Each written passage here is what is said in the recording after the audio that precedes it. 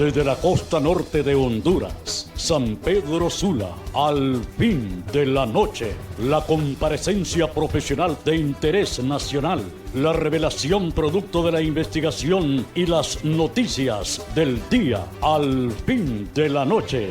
Desde este momento, por Maya Televisión, el canal de mayor cobertura en la televisión de Honduras. Ya con ustedes, el licenciado Arnulfo Aguilar.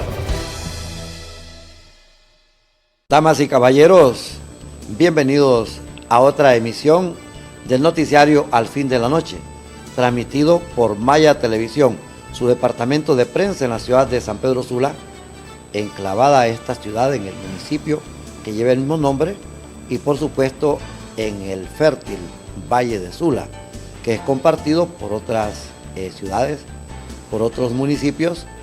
Esta mancomunidad comienza desde Copán, Santa Bárbara, pasa el Valle de Naco y luego el Valle de Sula. Recuerdo yo que técnicos expertos en la materia agrícola, la industria y el comercio, compararon al Valle de Sula con el Valle de Colombia, tan fértil, tan productor de agua sobre todo, y esto tenemos que cuidarlo. Pues desde aquí transmite Maya Televisión esta producción única y exclusiva para todo el país, y lo hace en alianza con Radio 1, la poderosa y libertaria de Honduras, que viene de recibir el año nuevo 2020 con un concierto de 3 horas con biografías y datos históricos de ese grupo australiano, británico tan famoso, los Bee Gees. Fue un concierto pero lindísimo el que transmitió Radio 1 de 3 horas el 1 de enero. Y lo hace también en alianza con Estéreo Trinidad 103.5 FM en Santa Bárbara, en la ciudad de Trinidad, la capital del arte y la cultura, la ciudad de las grandes chimeneas. Y también con el noticiario Abriendo la Mañana, iniciando el día a través de Radio El Mundo. En el año 2019 La Mundo cumplió 60 años, hoy ha entrado a los 61, y por supuesto tan influyente, tan querida y tan respetada esta emisora. Y luego pues están estaciones como TC, Televisión Creativa, que hace un enlace directo en el occidente de Honduras, allá por Lempira, por Copán o Costepeque, y mandan la señal hasta el departamento de Intibucá. Y luego también tenemos a la Televisión Patepluma, bajo la dirección del profesor Vilo Casaña. 700 estructuras de cable, más todo el sistema de banda abierta ya HD, Maya Televisión.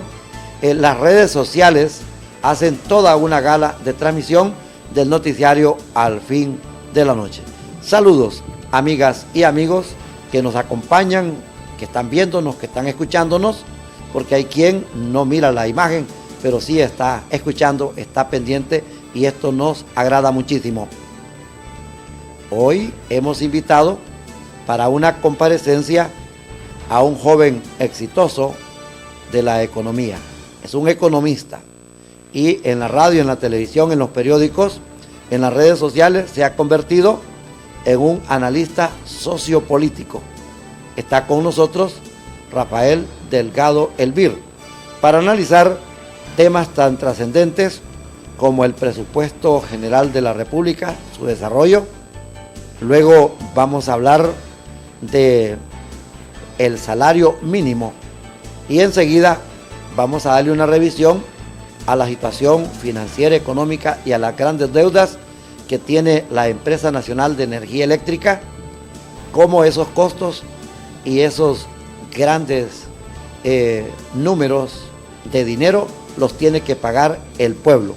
Bienvenido, licenciado Rafael Delgado Elvir, a Maya Televisión. Muchísimas gracias por la invitación y siempre un placer compartir este espacio con ustedes. Licenciado Rafael Delgado Elvir, hemos entrado al año con un presupuesto general de la República completamente cuestionado, criticado.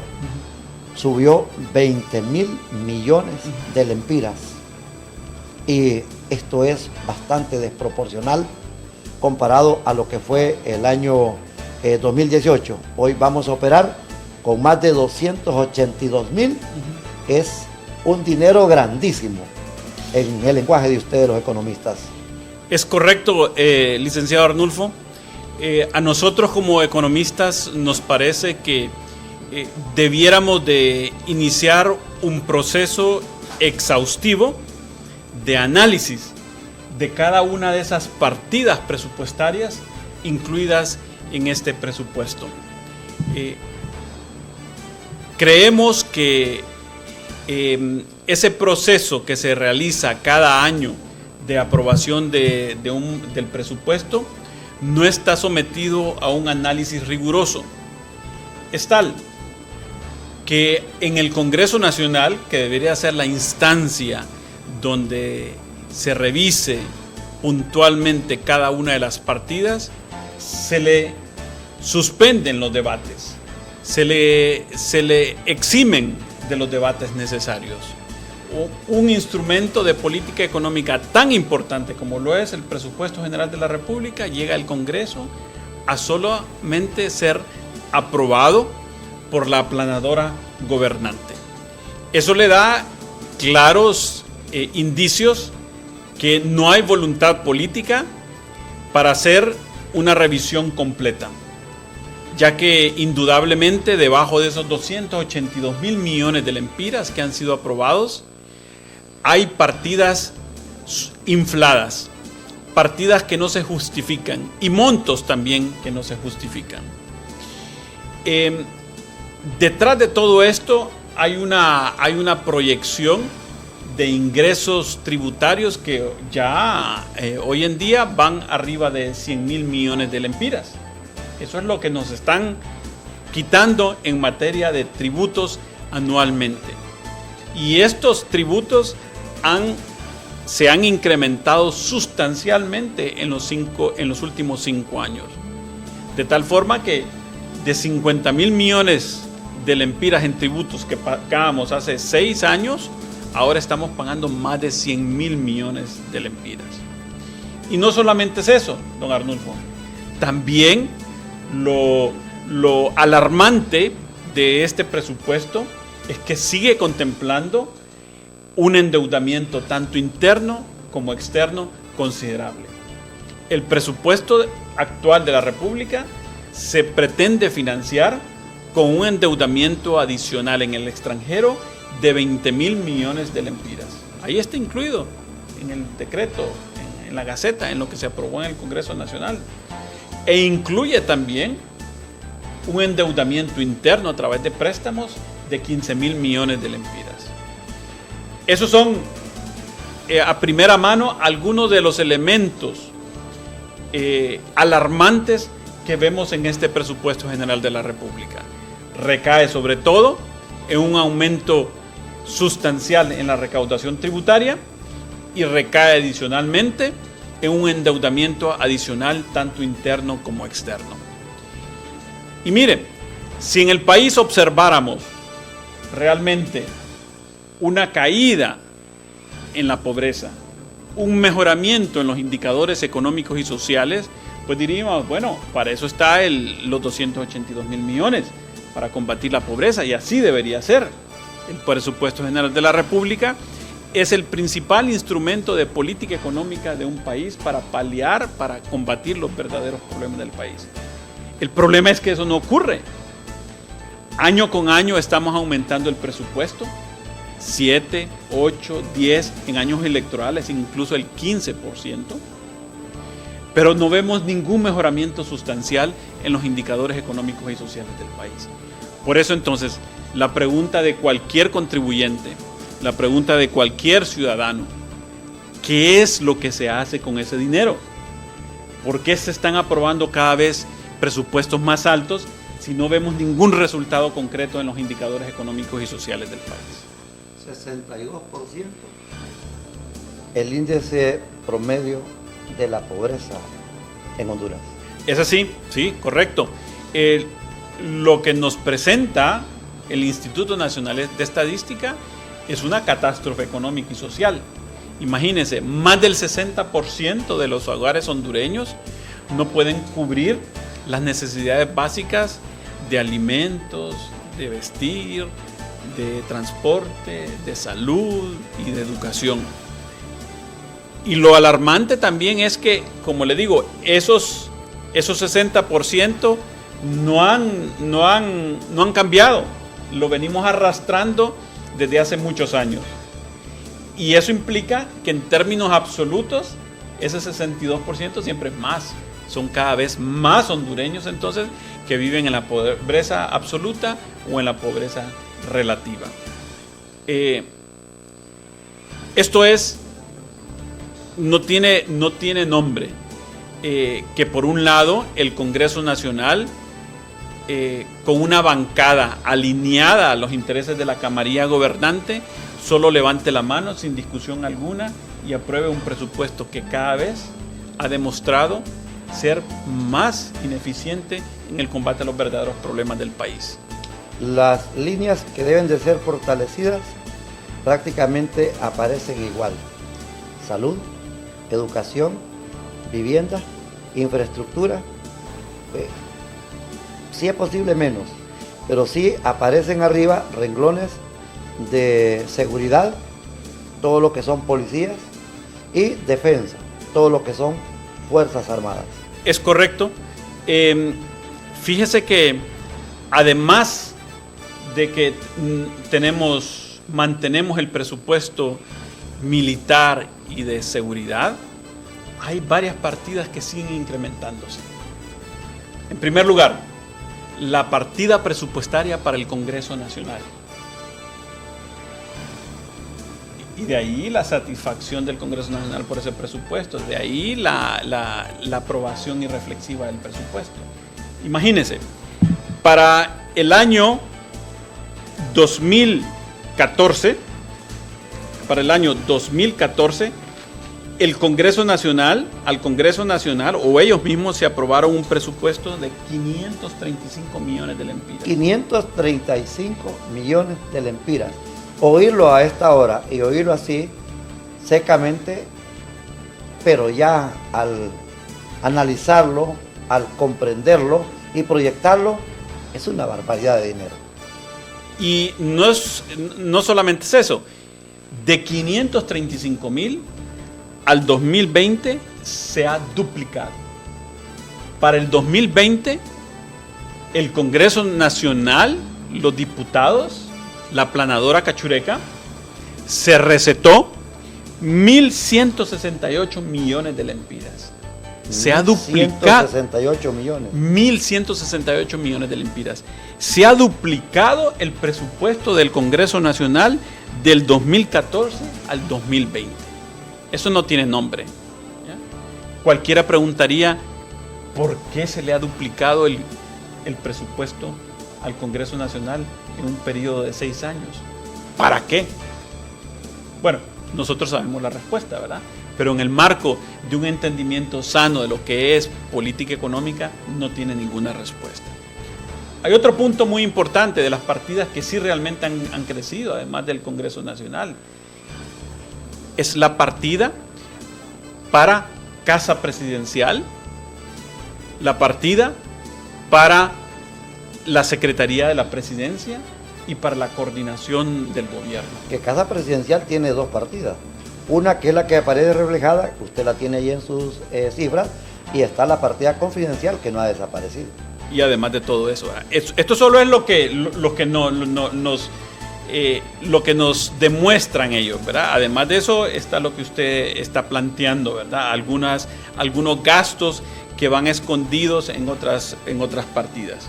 Pero entonces, la Secretaría de la Presidencia y la Presidencia de la República ya tienen aprobado alrededor de 2.000 millones de lempiras anualmente.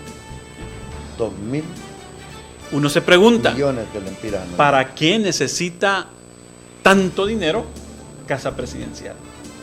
En el marco de un entendimiento, repito, sano de la política económica, eso no tiene respuesta. Pero los ciudadanos, los críticos, los analistas, los que vemos esto con mucho detalle, sabemos que los últimos presupuestos han sido acaparados ha habido un proceso de concentración de recursos en las oficinas que maneja directamente el que dirige el Poder Ejecutivo, Juan Orlando Hernández, ¿ya? Con la intención pues de generar lealtades, comprar votos, mantener a la gente, a sus aliados tranquilos. Porque esa es la única manera para la que utilizan esos recursos. No puedo creer que Casa Presidencial sea la entidad técnica, la entidad más eficiente y más efectiva en combatir la pobreza. Para eso están todas las demás entidades del gobierno, para combatir la pobreza, pero no precisamente Casa Presidencial. Pero bueno, eso es lo que persiguen ellos, concentrar, tener a su disponibilidad cada vez mayores cantidades de dinero. 2.000 millones de lempiras son los presupuestos que maneja Casa Presidencial, la Secretaría de la Presidencia y la Coordinación General del Gobierno. Son cantidades altísimas que, bien manejadas, podrían servir para el combate a los grandes problemas del país. Pequeño detalle que no tiene defensores el Poder Judicial, que debería de tener un buen presupuesto para financiar los profesionales que ejercen la justicia del país, los jueces, los magistrados, el personal judicial. Sí, y el Poder Judicial también ha recibido un incremento en su presupuesto. El problema es que el Poder Judicial es una entidad vencida por la corrupción y vencida por la ineficiencia. En paralelo con el Ministerio Público. Sí.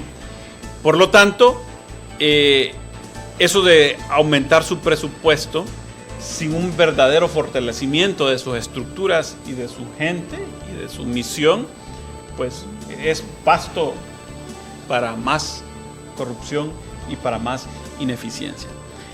Entonces, como economista creo y estoy seguro que el presupuesto general de la República es la herramienta ideal para enfrentar los grandes problemas del país. 282.000 millones de lempiras, que bien administrados, bien ejecutados, podrían dar resultados mucho mayor de los que estamos viendo en este momento. Pero sabemos que detrás de eso no solamente está la política electorera y comprar lealtades, sino que también está todo el tema relacionado con la corrupción.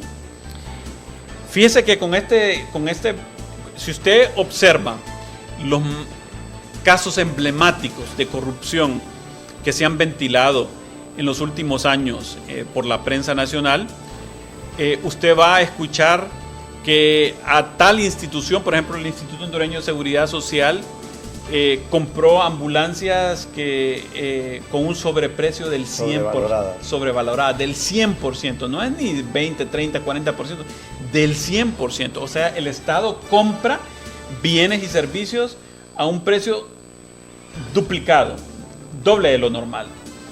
Entonces usted podría decir, y si ve la estructura del presupuesto y ve que gran parte del presupuesto general de la República es para comprar bienes, comprar servicios, hacer inversiones, y por otro lado está viendo casos de corrupción que le indican sobreprecios, sobrevaloraciones del 100%, usted bien podría decir, ok, entonces dentro de estos 282.000 hay por lo menos un sobreprecio del 100%. O sea que con un presupuesto de 140.000 millones de lempiras, usted podría estar haciendo lo mismo que ahora. En términos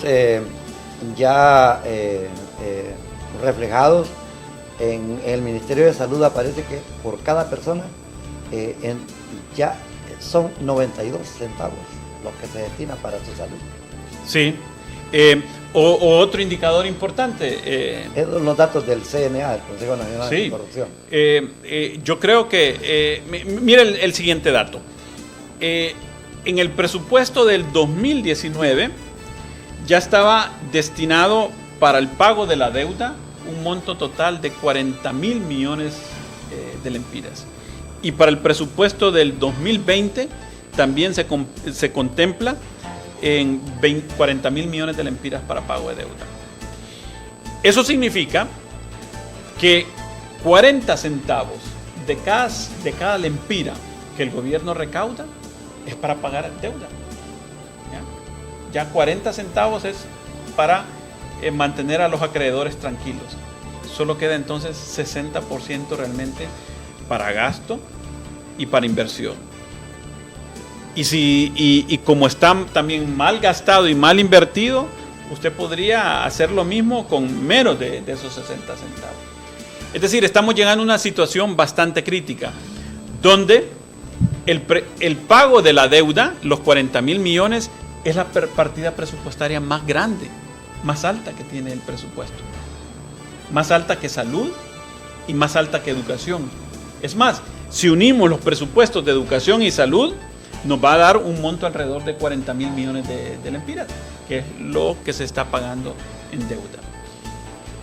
Uno se asombra entonces cómo el gobierno y sus aliados hablan de un presupuesto sólido, de un presupuesto bien elaborado. Y uno encuentra entonces insólito todas esas historias cuando los contrasta con los indicadores de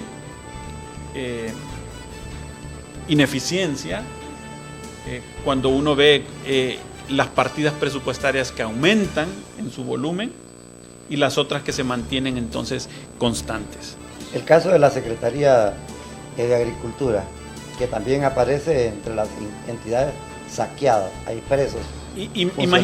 Imagínense, también la Secretaría de Agricultura y Ganadería. Somos un país todavía con mucha agricultura, con mucha ganadería, con mucha actividad agropecuaria. Y no tiene un presupuesto lo suficientemente grande para abordar toda la problemática agrícola del país. Pero además de que no tiene el presupuesto suficiente, la Secretaría de Agricultura es una de las instituciones más abusadas, más mal utilizada por el proselitismo político y por la corrupción gubernamental. Se han drenado cantidades enormes de dinero. Eso no tiene perdón, al menos dentro del marco de la Constitución y de las leyes secundarias.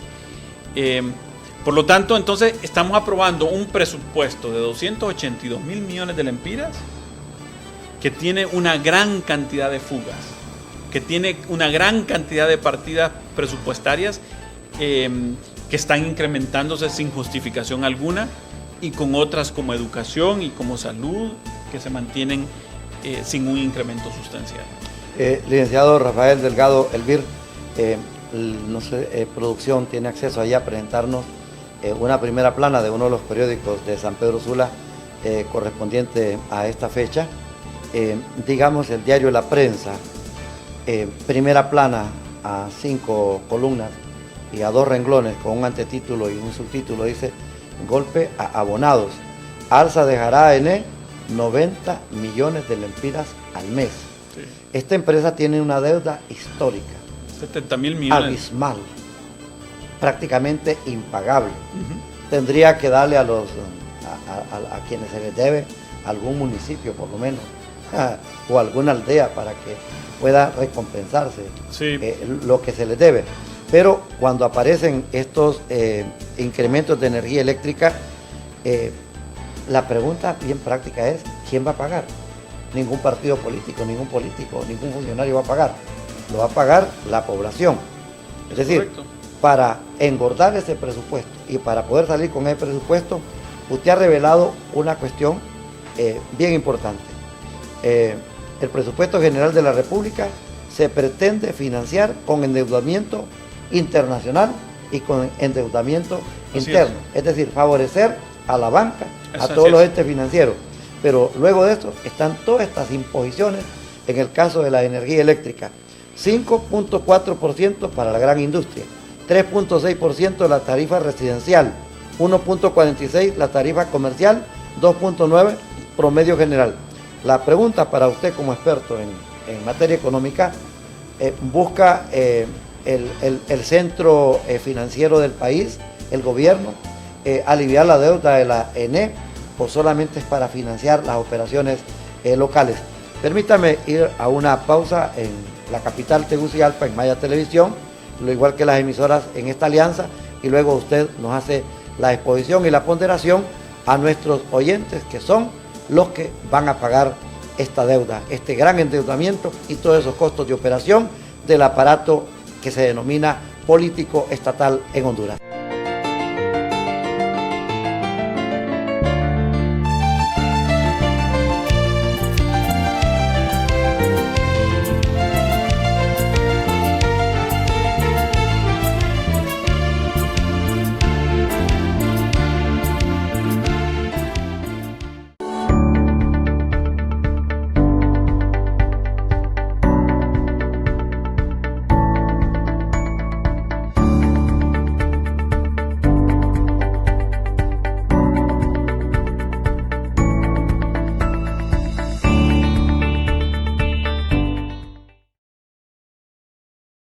Porque ahorrar es bueno, en Cooperativa Usula te premiamos por ello. Por cada 500 lempiras depositados en tu cuenta de aportaciones, estás participando para ganar electrodomésticos, camas, juegos de sala, motocicletas, bonos en efectivo y un gran sorteo final de un vehículo 0 kilómetros. Ahorra y gana con Cooperativa Usula. 59 años siendo parte de ti. Una educación de excelencia que te abrirá las oportunidades profesionales en el campo laboral. Académicos que apuestan por los mejores métodos de ayudar a educar. Instituto Semioficial 1 de Diciembre en el centro de San Pedro Sula. Ciclo de 7º a 9º. Bachilleratos en Ciencias y Humanidades con diplomado en Locución y Publicidad o en Informática. Títulos válidos para ingresar a la U. Con disciplina, ciencia y popularidad. Instituto 1 de Diciembre. Matrícula abierta ya. Esquina de la 2ª calle 7 Avenida Suroeste, 2 cuadras arriba de la Municipalidad de San Pedro Sula.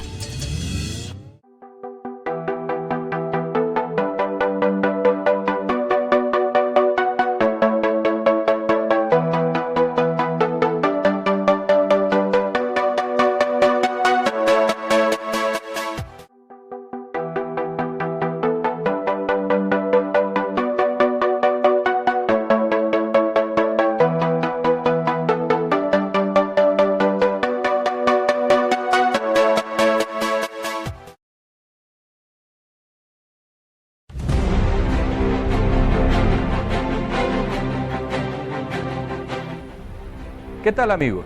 Gracias por estar con nosotros todos los días. Los invitamos a que vean nuestros editoriales en la página mariofloresponce.com. Muchas gracias.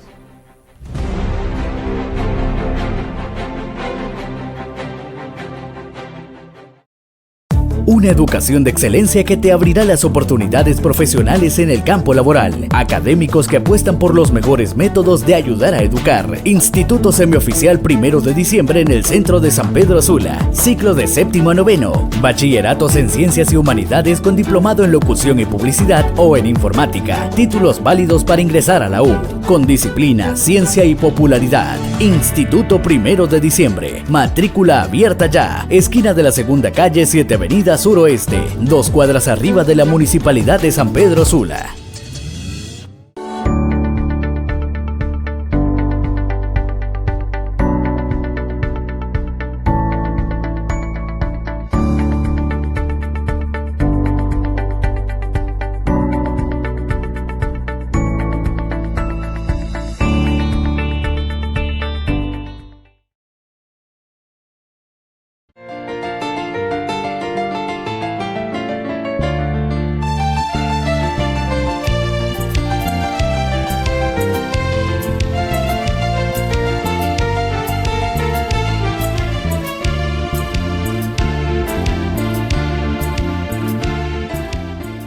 Esta es la transmisión del noticiario Al Fin de la Noche a través de Maya Televisión. Estamos completamente dinámicos, enérgicos y sobre todo la intención de velar por los intereses de la patria de Francisco Morazán, del cacique Lempira, de nuestro escritor nacional Julio Escoto y de todos los jóvenes, de todos los niños. Comparece el economista Rafael Delgado Elvir, Él es analista sociopolítico. Estamos analizando lo que ha sido ya el visto bueno de parte del Congreso Nacional al presupuesto general de la República, la cantidad prácticamente monumental con que se va a operar, la distribución que se ha hecho, entregar esta cantidad millonaria al Congreso Nacional en una etapa en que va a iniciar la campaña política a nivel interna de los grandes partidos, y luego pues la problemática que se va dando de cómo se distribuye el pago de la deuda externa, que anda en unos 40.000 millones, pero el presupuesto de educación y de salud ni juntos llegan a esa cantidad. Y luego nos encontramos con la situación de la Empresa Nacional de Energía Eléctrica. Le hice el planteamiento con respecto a que el golpe a los abonados, el incremento que ya le planteé antes de irnos a la pausa, dejará a la ENE 90 millones de lempiras al mes. Sí, la Empresa Nacional de Energía Eléctrica y todo el mercado eléctrico es, si usted lo quiere ver así, la muestra más palpable del fracaso gubernamental en el manejo del problema económico del país. La Empresa Nacional de Energía Eléctrica es prácticamente, si no la más grande, una de las empresas más grandes del país. Facturan anualmente alrededor de 25.000 millones de lempiras. Con casi 2 millones de clientes. Con 2 millones de monopolio. Clientes. ¿Ya? O sea que no hay una empresa que yo conozca tan grande como la ENE. Y generan una buena cantidad de ingresos. El problema es que detrás de esas ventas de energía eléctrica hay más de 100 o 150 contratos con generadores privados, y muchos de ellos con precios abusivos, con precios del kilovatio arriba de cualquier precio de mercado. Nuevamente nos encontramos con los sobreprecios, con la sobrevaloración de todo lo que el Estado compra por la corrupción y la ineficiencia. Entonces, el Estado compra energía eléctrica de los generadores todos los años. Sin embargo, primero, la compra a precios altísimos. Segundo, pasa por el sistema de distribución que está obsoleto o muy dañado. Por lo tanto, se pierde mucha de la energía eléctrica que el gobierno compra a los generadores. Y después viene todo el tema del hurto, de las malas conexiones. Al final, entonces, lo que viene vendiendo al consumidor final es una fracción de la energía eléctrica que compró. Hay entonces un juego que no va a funcionar. Compro caro, compro grandes cantidades y caras, y vendo cantidades sumamente reducidas porque se me ha perdido una gran proporción de lo que he comprado, y al final no puedo venderla a los precios reales a la que le debería vender, porque serían entonces un golpe exagerado a la población hondureña venderla entonces a los precios a las que las compran a los generadores. Entonces no tiene sentido todo esto. Estar firmando contratos con precios sumamente altos, perdiendo la energía, y después no poderla vender a precios reales. Por tanto, esa acumulación de deuda de 70.000 millones de lempiras que se le deben pues a los generadores, a los que se les ha comprado la energía eléctrica. Alrededor de todo esto, indudablemente que hay mucha corrupción,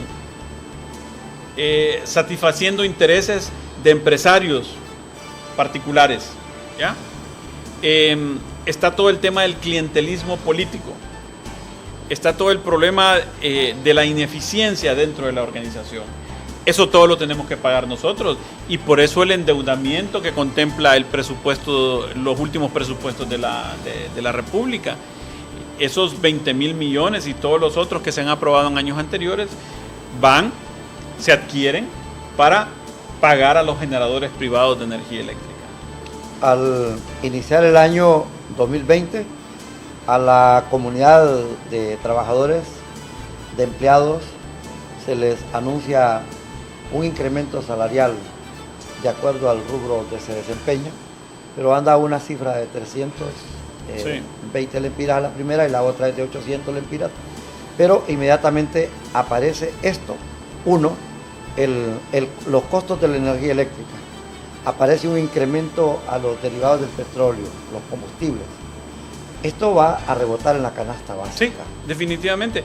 Es algo que al final ese pequeño aumento se diluye solamente, como lo dijo usted anteriormente, con el incremento a los combustibles, los incrementos a la tarifa de la energía eléctrica y todos los demás incrementos que van a venir generados precisamente por ese incremento al combustible y a la energía eléctrica, porque eso repercute en todos los demás productos que se producen utilizando ya sea gasolinas o utilizando energía eléctrica.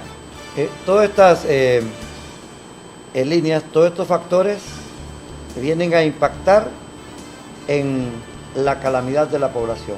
Sí. Muchos hogares se verán, como quien dice, más mermados a su dieta. La juventud, los niños no podrán acceder al centro educativo al grado que les corresponde. Las enfermedades catastróficas, como les podemos llamar, no pueden ser sostenidas, la muerte llega. Aparte de eso, a la población se le pasa haciendo una oferta para que pueda prácticamente malgastar o gastar su dinero con los paquetes publicitarios, desde la telefonía celular, la tecnología y toda esa fantasía. Es correcto. Rafael Delgado del Virgo. Es correcto.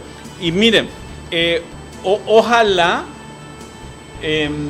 todos los hondureños ocupados haciendo una actividad económica ganaran el salario mínimo legal. El problema es que no lo ganan, que hay una buena proporción del mercado laboral que está ganando muy por debajo de lo que indica la ley. Le voy a dar un elemento para sostener esto. Si usted revisa las estadísticas del Instituto Nacional de Estadística, encontrará que, por ejemplo, para el año 2019, el ingreso promedio del hondureño ocupado, del hondureño haciendo una actividad económica remunerada, andaba en alrededor de 6.200 lempiras mensuales. Bueno, pero el tema es que en promedio está ganando 6.200, pero el salario mínimo para el año pasado, para el 2019, indicaba era de 6.400 a 11.000, 12.000 lempiras. O sea que hay un dato duro, un dato estadístico que nos está diciendo que en promedio el hondureño ocupado, ya sea en el sector público, en el sector privado o en autoempleo, no gana ni lo que dice la ley del salario mínimo, que para el 2019 era alrededor de en una brecha entre 6.400 y 11.500 lempiras. Entonces, lo que vemos es que tenemos una herramienta que se llama salario mínimo, que está siendo actualizada permanentemente, pero que no se cumple en la mayoría de los casos. Hay una gran proporción.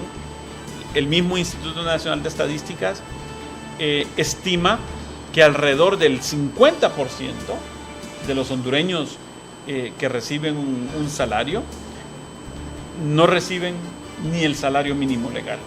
Están recibiendo menos de eso, un 50% de la población ocupada. Eso entonces es trágico. Hay un incumplimiento del salario mínimo. Yo escucho algunas veces por parte de sectores empresariales la opinión que no se pueden pagar incrementos al salario mínimo, que tanto la microempresa como la pequeña empresa y la gran empresa se les imposibilita pagar esos montos indicados en la ley del salario mínimo. Hasta cierto punto entiendo el argumento, pero no lo termino de entender. Por lo siguiente, no podemos producir, no podemos ser competitivos a costa de la mano de obra.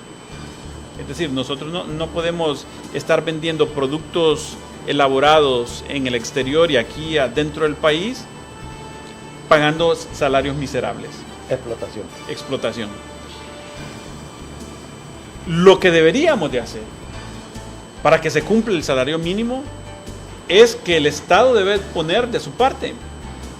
El Estado le saca al microempresario y al pequeño empresario un montón de una buena cantidad de tributos. Entonces, si simplificáramos los trámites engorrosos, sería un menor costo para la empresa. Si pusiéramos tributos que no fueran abusivos para los empresarios, habría también entonces dinero para pagar aumentos al salario mínimo. Si no se estuvieran pagando extorsiones, si no se estuvieran pagando coimas, si no se estuvieran pagando por debajo de la mesa a funcionarios gubernamentales, eso sería un buen paso para dejar recursos libres en la empresa para pagar buenos salarios a los empleados. Y entonces la productividad no estaría en conflicto con el bienestar de los asalariados. Entonces, ¿cuál es la propuesta? La propuesta no debería ser seguir reduciendo el salario mínimo o no dar aumento al salario mínimo, sino que la respuesta debería ser apoyar al empresariado, liberándolo de algunas cargas tributarias innecesarias, liberándolo de trámites engorrosos y costos que nada contribuyen a la productividad. ¿Ya? Es una propuesta lógicamente difícil de cumplir ante la situación política, ante un gobierno pues bastante comprometido y bastante arrinconado, pero por ahí va el camino, que quizá otro gobierno lo podría implementar. Es decir, repito, la productividad no debería de ir sobre los hombros de un salario raquítico.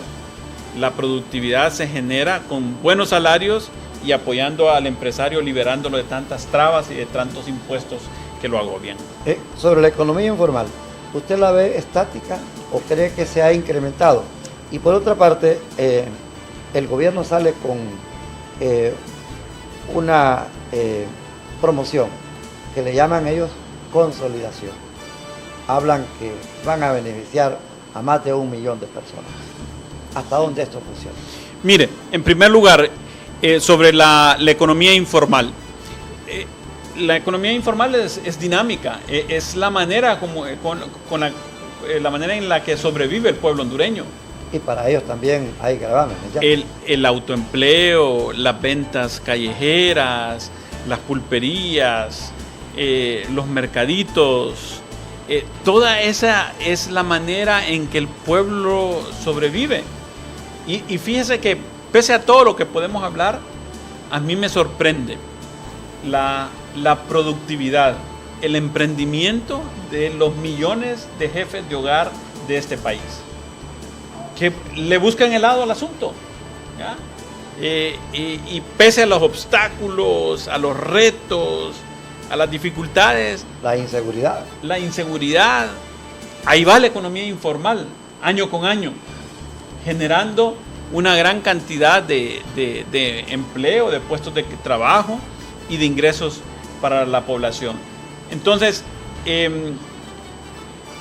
definitivamente que el hondureño es emprendedor y la economía informal es dinámica, pero entiendo, podría ser mucho mejor.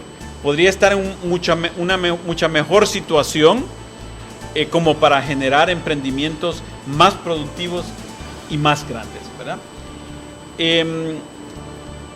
Me mencionaba el otro tema. La consolidación. La consolidación de las deudas. Miren, realmente a la población hablan ellos. Realmente lo que la ley conduce es a que uno se someta nuevamente a los bancos, ¿ya? El problema que hay, el intermediario es la empresa, y no sé si las empresas van a querer firmar o ser garantes de un préstamo que se va a deducir de la planilla, ¿verdad? Recolectores de esas cuotas mensuales, ¿verdad? Eso va a depender de cada una de las empresas. Además de eso, los bancos, cada banco tiene su política crediticia, y eso de la consolidación de la deuda ya hace mucho tiempo lo están haciendo, ¿ya?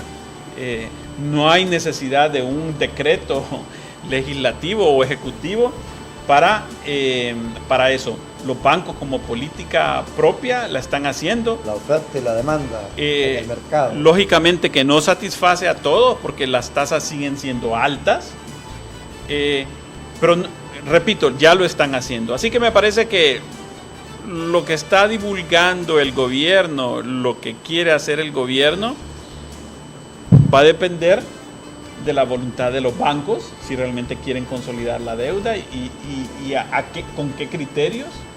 Y segundo, si las empresas realmente van a querer ser garantes de ese compromiso y van a querer entonces deducir de las planillas esos montos. Licenciado, pero la población está, como quien dice, prácticamente asfixiada, sobredimensionado sus compromisos, sus deudas, sus necesidades. Es correcto.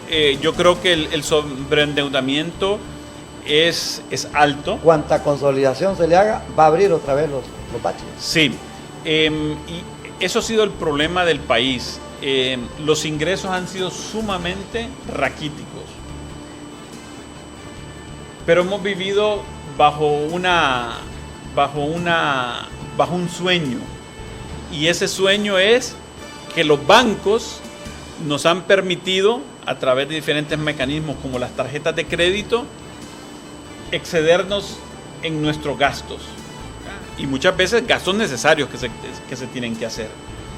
Entonces, ese sueño de la tarjeta de crédito, ese sueño del crédito rápido bancario en la cooperativa, tiene su fin y ha llegado a su fin. Ahora entonces no solamente no ajustan los ingresos, sino que el sobreendeudamiento es sumamente alto. La respuesta verdadera a este problema es el aumento en los ingresos de la gente, ¿ya? Renegociar, consolidar deuda, eso es ya es muy tarde para eso. Ya las deudas son sumamente altas de los asalariados. Quiero presentarle aquí la primera plana del periódico de San Pedro Sula, La Prensa, nuevamente. Dice: prevén mejoría de la economía para 2020.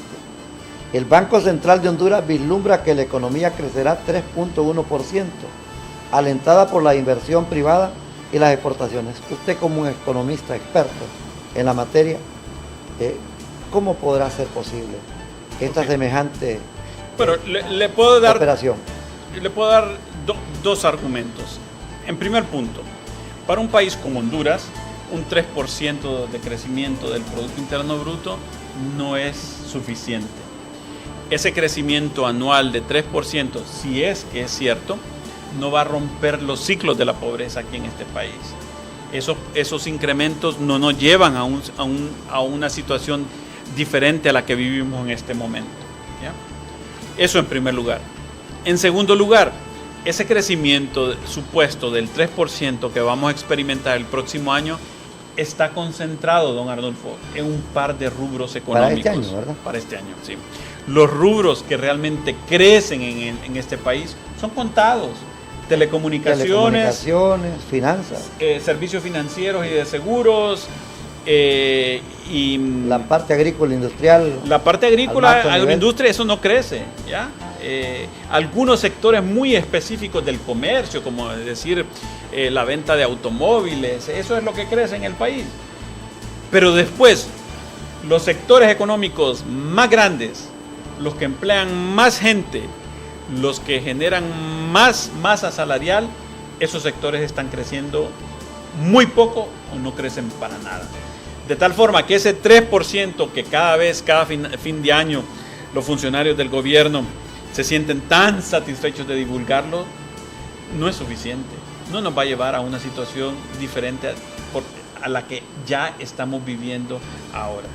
Es un crecimiento concentrado en un par de rubros económicos y es un crecimiento tan moderado que no va a cambiar la situación del resto del país. Al cierre de su comparecencia, señor economista, no puedo dejar de plantearle algo escabroso, agrio, que se da al cierre del 2019 y que tiene cierta resonancia al inicio del 2020.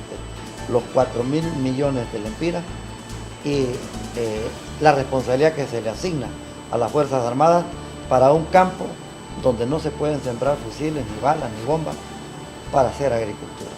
Sí, asignarle presupuesto a la fuerza adicional a las Fuerzas Armadas y en rubros como en la agricultura no tiene ninguna explicación lógica, o por lo menos una explicación económica.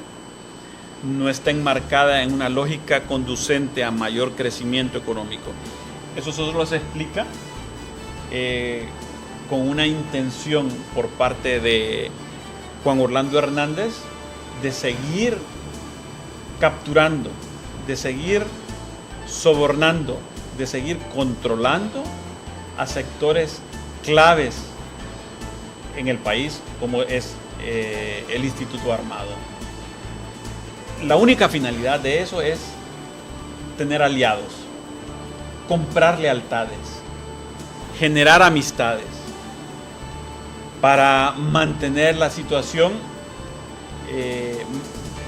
tal vez no controlada, pero es una situación donde no rebalse en una situación inmanejable para el presente gobierno. ¿Se podrá justificar en un país tan empobrecido, con hambre, No. con inseguridad? Y le aparece el otro detalle, 1.300 millones para un barco bautizado con el nombre del hombre más probo de este país, Virginia Cabañas. Sí, es realmente, son acciones de parte del que preside el Poder Ejecutivo que solo tienen un nombre, son acciones desesperantes con la intención de quedar bien con los Estados Unidos y quedar bien con las Fuerzas Armadas. Son pasos tácticos que da el actual gobierno para mantener la situación política y social controlada en el país. Este gobierno, ante tanta denuncia de corrupción, ante la evidente participación del narcotráfico en los sectores políticos, está completamente desacreditado en la población. Yo no he encontrado ninguna persona formada, seguidora del acontecer nacional, que no esté decepcionada del actual gobierno ante tanto problema. Ya no solamente son problemas, don Arnulfo, sino que ante tanta ofensa que han generado al pueblo hondureño, ¿ya? Y Humillación. El actual gobernante es una persona completamente desacreditada nacional e internacionalmente. Para los agricultores es una humillación. Imagínese el papel del actual gobernante en Estados Unidos, firmando prácticamente todo lo que le pongan sobre la mesa. ¿A cambio de qué? A cambio de que lo mantengan en el poder. A cambio de que impunidad. A cambio de impunidad. A cambio de mantenerlo un par de años más. No es un gobierno solvente que puede decidir. Es un gobierno que está marcado por las circunstancias. A todo esto se espanta la inversión internacional. Exactamente. Y tiene entonces, no tiene espacio para negociar, no tiene espacio para representar genuinamente los intereses del país. Las acciones de él y de su entorno son acciones desesperadas para mantenerse en el poder. Tanto con la compra de ese buque, como el presupuesto para las Fuerzas Armadas. Los 20 millones de incremento al presupuesto general de la República. El incremento que lo concedieron al Congreso. Un incremento salarial automático. Al Congreso Nacional. No presupuesto constitucional, no democrático. Entonces, usted verá por todo lo que se hace, son acciones ya que no reflejan un mandatario gobernando para el bien de un país, sino que es un gobernante acosado por los acontecimientos y queriéndose mantener en el poder. Licenciado Rafael Delgado Elvir, la página apenas se empezó a escribir. En otra presentación, en otra comparecencia, continúe usted con su buena letra. Muchísimas gracias. Hasta pronto, amigas y amigos. Al fin de la noche, a través de Maya Televisión, ha comparecido el economista Rafael Delgado Elvir. Es profesor en el campo de la economía en las universidades de Honduras. Desde la ciudad de San Pedro Sula, esta sala de prensa, poderosa, libertaria, con mucha hidalguía. Hasta pronto. Al fin de la noche, con el periodista Arnulfo Aguilar, la comparecencia, el análisis y las noticias desde la costa norte de Honduras por Maya Televisión, el canal con mayor cobertura. Hasta la próxima emisión.